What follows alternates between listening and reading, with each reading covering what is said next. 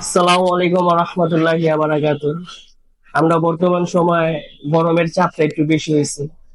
তো হাদিসের ভিতরে আছে যে আমাদের যে জাহান্নাম আছে, ওই জাহান্নামের ভিতরে দুই রকমের আবহ প্রত্যেক বছরে বের হয়। একটা আবহ হলো গরম, এই বর্তমান আবহ যেটা আছে ওইটা হলো জাহান্নামের গরমের আবহ বের হইতেছে। আরেকটা আবহ আছে, এটা কুরবানি ঈদের বা মহরমের পরে আমরা ওই আবহ পাবো, এটা হলো শীতল আবহ। জাহান নামের এরকম আরেকটা জায়গা আছে যেটা হলো শীতল।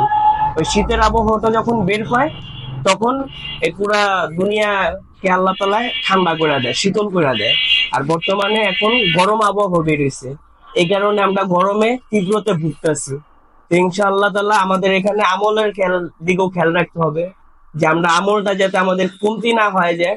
ওই আল্লাহর প্রতি এরকম ভাবে আমল করবো যাতে আল্লাহ তালা আমাদের এই গরমের ভিতরেও আল্লাহ তালা আমাদের শরীরটাকে, আমাদের দিলটাকে শান্তিময় রাখে ইনশাআল্লাহ।